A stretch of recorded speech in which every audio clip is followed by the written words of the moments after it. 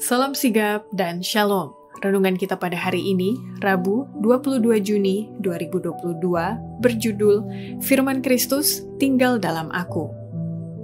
Ayat intinya terdapat di dalam Kolose 3 ayat 16. Hendaklah perkataan Kristus diam dengan segala kejayaannya di antara kamu, sehingga kamu dengan segala hikmat mengajar dan menegur seorang akan yang lain, dan sambil menyanyikan mazmur dan puji-pujian dan nyanyian rohani, kamu mengucap syukur kepada Allah di dalam hatimu.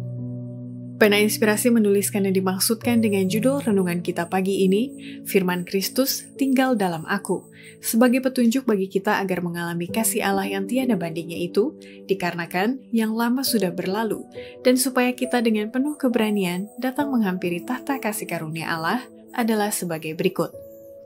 Pertama, tanda-tanda seseorang bisa berkata bahwa firman Kristus tinggal di dalam aku, bila mana ia siap selalu dalam menghadapi apa yang segera akan meledak di dunia ini sebagai suatu kejutan luar biasa dengan menyesuaikan kehidupan mereka dengan pengajaran-pengajaran Alkitab. Orang-orang Kristen harus bersiap menghadapi apa yang segera akan meledak di dunia ini sebagai suatu kejutan luar biasa.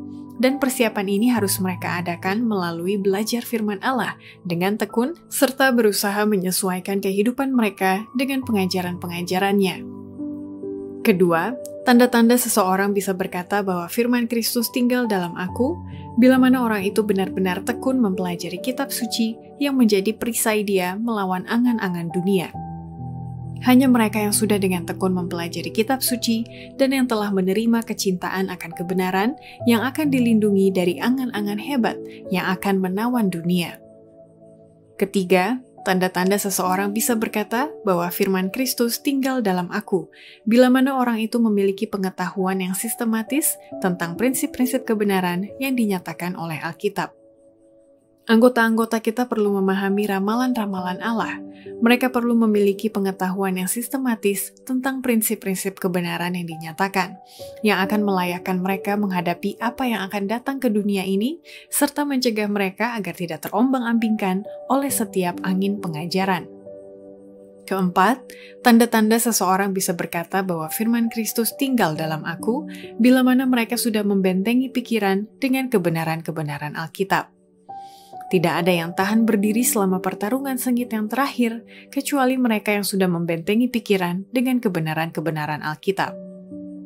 Kelima, tanda-tanda seseorang bisa berkata bahwa firman Kristus tinggal dalam aku, bila mana orang itu menjaga setiap kata-kata yang keluar dari mulutnya, dan selalu bersembunyi dan berdiam di dalam Yesus Kristus. Kita tidak boleh menggunakan kata-kata yang kasar dan menusuk. Keluarkanlah kata-kata demikian dari setiap artikel yang ditulis, dan buanglah itu dari tiap ucapan kita. Biarlah firman Allah yang memotong dan menemplak.